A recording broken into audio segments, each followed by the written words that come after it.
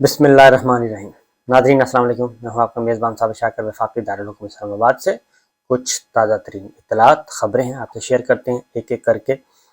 इमरान खान साहब चले गए, उनको भेज दिया गया बड़ी मेहनत से, लेकिन अब न्यूट्रल को भी इमरान खान साहब याद आ रहे हैं, और जिन लोगों ने इमरान खान साहब को छोड़ा उनको भी इमरान खान साहब याद आ रहे हैं और उनकी हुकूमत बहुत अच्छी लग रही है। कौमी असम्बली का इजलास है, बजट इजलास चल रहा है, बजट अभी तक मंजूर नहीं हुआ और ये 28 तारीख तक हर सूरत में मंजूर होना है, और इस दौरान एक मिनी बजट भी आना है, उसको मंजूर करवाया जाना है,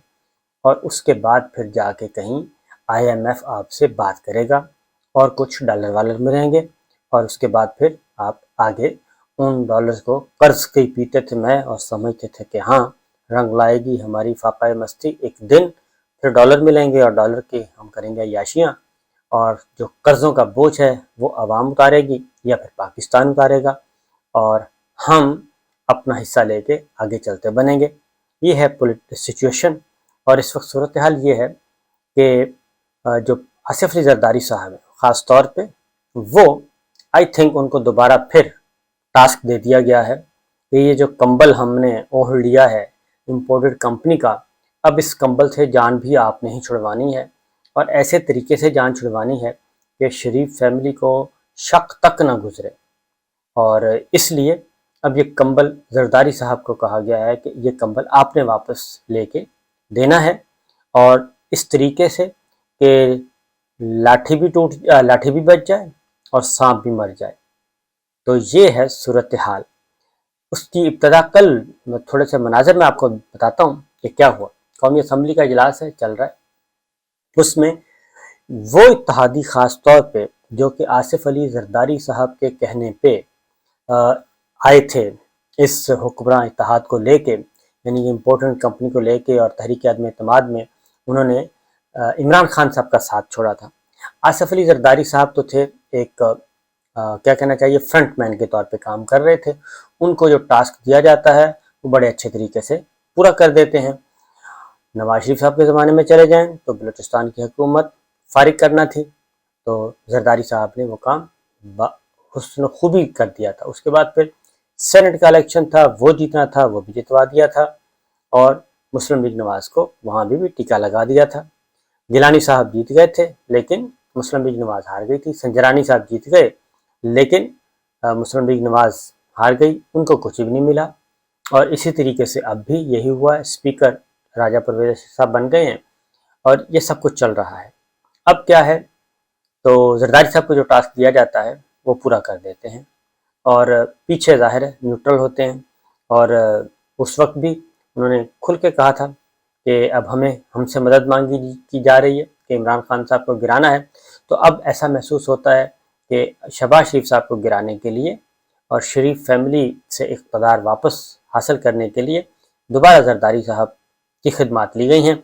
और जरदारी साहब ने जिन लोगों को लेके आए थे अपनी तरफ इस तहरीक अदम एतमाद को कामयाब करवाने के लिए, उनमें एक असलम भूतानी साहब थे, आज़ाद रुकन हैं बलूचिस्तान से। वो कल कौमी असम्बली में बोले और उन्होंने वाज़ेह तौर पे कहा कि हमारे लिए तो इमरान खान साहब का दौर बहुत अच्छा था, और उस दौर में हमें अरबों के तरक्याती फंड्स भी मिलते थे और हमारी स्कीमें भी मंजूर होती थी और वो बजट रिलीज़ भी होता था। लेकिन ये 2 वोटों की हुकूमत है, और 2 वोटों की हुकूमत होने के बाद भी इनमें इतना तकब्बुर है कि ये मिलते तक नहीं। ख्वाजा आसिफ साहब वज़ीर दिफा, उनके साथ भी बड़ा ज़रा थोड़ा सा उनका कल तू तकरार हुई, और असलम भूतानी साहब की, और उन्होंने वाज़ेह तौर पे कहा कि ये हमारी नहीं सुन रहे, और आसिफ अली जरदारी साहब जिन्होंने 58 अरकान इनको दिए ला के और जिसकी वजह से ये वज़ीर आज़म बने, तो ये जरदारी साहब के भी नहीं सुन रहे। ये असलम भूतानी साहब ने बात की।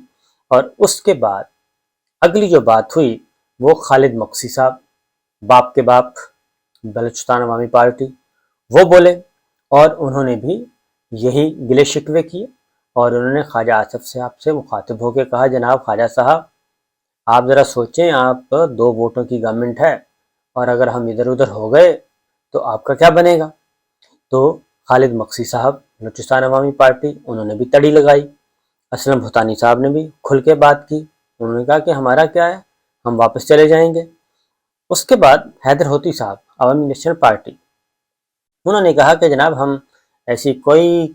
ऐसी किसी हुकूमत का सपोर्ट नहीं करेंगे जो आवाम के मसाइल हल नहीं करेगी। हम तो सिर्फ इसलिए आए हैं, हमने तो वजारत भी नहीं ली, गवर्नरशिप भी छोड़ दी। उन्होंने भी खरी खरी सुनाई अवामी नेशनल पार्टी। तो उसके बाद आते हैं जी मुत्तहिदा कौमी मूवमेंट। अच्छा, हैदर होती साहब आसिफ जरदारी साहब के धड़े के हैं, असलम भुतानी साहब जरदारी साहब के कहने पे आए, खालिद मक्सी साहब बलूचिस्तान अवामी पार्टी, बाप के बाप, वो भी जरदारी साहब उनको लेके आए। तो एक जमात बचती है मुत्तहिदा कौमी मूवमेंट, उनको जरदारी साहब में लेके आए थे। उनको बरह रास्त फ़ोन किया गया था और बरह रास्त फ़ोन करने के नतीजे में ही उन्होंने हुकूमत से अलहदगी का ऐलान किया था। लिहाजा वो कल उसामा कादरी साहब जो हैं वो भी फट पड़े हैं कौमी असम्बली में, और उन्होंने भी खरी खरी सुनाई और उन्होंने भी कहा कि जनाब ये इस तरह हुकूमत नहीं चलेगी। शहबाज शरीफ साहब और मुस्लिम लीग नवाज़ और ये सारे जो मांगे तांगे के वोट लेके हमारे वोटों से वज़ीर आज़म बने हुए हैं, हमारी वजह से हुकूमत बनी हुई है, तो ये अब हमें ही लिफ्ट नहीं करवा रहे और हमारे माहिदों पर अमल दरामद नहीं किया जा रहा। गारंटर मुस्लिम लीग नवाज़ थी, शहबाज शरीफ साहब थे, न वो सुनते हैं न जरदारी साहब सुनते हैं, और बल्दियाती इलेक्शन में जो कुछ हुआ वो सारे का सारा। तो ये सूरत हाल इस वक्त है जनाब कौमी असम्बली की, और तमाम के तमाम लोग कल बहुत बुरे तरीके से उन्होंने एहतजाज किया और यहाँ तक कहा कि 10 अरब रुपए के तरक्याती फंड्स हमें रिलीज़ हुए, 10 अरब रुपए के, अरबों रुपए के फंड्स जो हैं वो रिलीज़ हुए हमें, और खान साहब का दौर बहुत अच्छा दौर था, इसलिए हमें वो दौर याद आ रहा है। हम तो किसी के कहने पे, किसी के फ़ोन कॉल पे, किसी के कहने पे हमने इमरान खान साहब को छोड़ा। तो जरदारी साहब भी फ्रंट मैन थे और जरदारी साहब के पीछे भी आशीर्वाद थी, तो न्यूट्रल की थी, और उसका अब इजहार जो है वो खुलेआम किया जा रहा है, इसमें कोई शुबा नहीं है। लिहाजा जी ये कल सारा कुछ हुआ और उसके बाद फिर यकदम ख्वाजा आसिफ साहब जो हैं, बाकी लोग जो हैं मुतहर्रिक हुए, और स्पीकर कौन थे ये भी आप सुन लें ज़रा। राजा परवेज़ अरशद साहब थे, उन्होंने किसी मेंबर को नहीं रोका और उन्होंने ना असलम भुतानी साहब को रोका, ना खालिद मक्सी साहब को, ना हैदर होती साहब को, किसी का माइक बंद नहीं किया। इस दौरान माइक बंद हुआ जब तकरीर ख़त्म हुई तो उसमें कुछ चीज़ें रिकॉर्ड हो गई, और वो चीज़ें ये रिकॉर्ड हुई कि जनाब एहसन इकबाल साहब जो हैं वो हमें नहीं दे रहे थे फंड्स, और मेरी स्कीम जो हैं वो नहीं मुख्तस कर रहे थे, और लिहाजा हमने फिर क्या किया, हमने ये किया कि हमने सेक्टर कमांडर को फ़ोन किया और सेक्टर कमांडर की इंटरवीन पे हमारी जो स्कीमें हैं वो एहसन इकबाल साहब ने शामिल की, और इस तरीके से हमारा काम हुआ। यानी एहसन इकबाल साहब को भी सेक्टर कमांडर ही चला रहे हैं साबित, वो कहते हैं कि ये हुआ। लिहाजा वो कहते हैं जी हमें कोई भी मसला होता है तो हम सेक्टर कमांडर से रब्ता कर लेते हैं। तो ये तो है इस वक्त की सिचुएशन, पॉलिटिकल सिचुएशन किस भाव में जा रही है। और अब आगे आते हैं, कुछ और चीज़ें भी हैं, और वो ये हैं कि न्यूट्रल की बात हो रही है, तो न्यूट्रल में जी यास्मीन राशिद साहिबा जो हैं वो कल आई हैं मैदान में, मियां महमूद रशीद थे, और उन्होंने भी ज़रा थोड़ा सा न्यूट्रल को बराह रास्त यास्मीन राशिद मुखातिब हुई हैं। उसकी वजह यह है कि यास्मीन राशिद साहिबा की इतनी तलखी की क्योंकि उनके साथ जो 25 मई को हुआ वो सारी दुनिया ने देखा। उनकी गाड़ी को शीशे तोड़े जा रहे हैं, कौन तोड़ रहा है, पुलिस तोड़ रही है, पंजाब पुलिस उनको शीशे तोड़ रही है बावर्दी, और उनको डंडे बरसाए जा रहे हैं, सादा कपड़ों में बरसाए जा रहे हैं, उनको घसीटा जा रहा है, और ये सब कुछ हुआ। इसलिए अब वो भी मैदान में आई हैं और उन्होंने कहा है कि जनाब न्यूट्रल जो है वो न्यूट्रल नहीं है, और हमें पता है कि वो न्यूट्रल नहीं है, इसलिए हम उनसे कहते हैं कि आप मेहरबानी करके आप न्यूट्रल हो ही जाएं, क्योंकि जो ज़िमनी इलेक्शन है उसमें उन्होंने सेक्टर कमांडर ब्रिगेडियर राशिद साहब का नाम भी ले दिया, और उन्होंने कहा कि जी ये हमारे लिए बड़े मसाइल खड़े हो रहे हैं, और अगर ये इलेक्शनों में धांधली की गई, पंजाब के ज़िमनी इलेक्शनों में 20 सीटों पे हो रहा है, और अगर इसमें धांधली की गई तो इसका सारे का सारा मलबा भी फिर सेक्टर कमांडर पे ही जाएगा और न्यूट्रल पे जाएगा। کیونکہ ہمیں بہت ساری باتوں کا علم ہے اور ہم بھی اسی ملک کے شہری ہیں، مقبوضہ کشمیر سے نہیں آئے، لہٰذا ہمیں بھی اس ملک کے شہری ہونے کو تسلیم کیا جائے اور ہمارے بھی اتنے ہی حقوق ہیں، اتنے ہی رائٹس ہیں جتنے کہ کسی اور کے ہوتے ہیں، کسی اور پاکستانی کے ہیں۔ یاسمین راشد صاحبہ کل کافی کھل کے آئی ہیں جی، اور اگریسولی انہوں نے بات کی ہے۔ پھر ایک اور آتے ہیں جی عبدالاکبر چترالی صاحب، جماعت اسلامی کے ہیں، انہوں نے یاس صادق صاحب کی ذرا دھلائی کر دی، اور اس کی وجہ یہ ہے کہ یاس صادق صاحب نے کوئی 2 دن پہلے مولانا عبدالاکبر چترالی صاحب جو کہ ایم این اے ہیں اور کئی دفعہ ایم این اے بن چکے ہیں، جماعت اسلامی کے ہیں، وہ آئے میدان میں اور انہوں نے کہا کہ یہ جو، اور پھر اگین میں آپ کو بتاؤں کہ جماعت اسلامی کا بھی ایک ووٹ ہے تو ایک ووٹ سے ہی سارا کچھ ہوتا ہے، تو یاس صادق صاحب نے ان کو دھمکی لگائی تھی کہ یا تو آپ آ کے ہمارے ساتھ بیٹھیں، یعنی کہ حکومتی بینچ جوائن کریں، یا پھر آپ تیار ہو جائیں نیب شیب کے لیے۔ تو کل پھر انہوں نے جواب دیا، انہوں نے کہا کہ یہ جو ترقیاتی فنڈز ہمیں ملتے ہیں یہ کسی کے باپ کے نہیں ہیں، یہ قوم کے ہیں اور ٹیکسوں سے پیسے اکٹھے ہوتے ہیں، عوام پہ ہی لگنے ہوتے ہیں، لہٰذا یاس صادق صاحب جو ہیں وہ ذرا تھوڑا سا محتاط ہوں اور احتیاط سے بولیں، ورنہ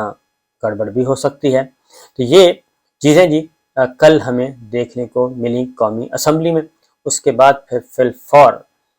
خطرات بھانپے گئے اور شہباز شریف صاحب پرائم منسٹر جو ہیں وہ بیٹھے تھے اپنے چیمبر میں، پھر ان تمام ارکان کو باری باری بلایا گیا اور ان سے ملاقات کی گئی اور ان کی تسلی و تشفی کروائی گئی، اور اس میں نہ صرف یہ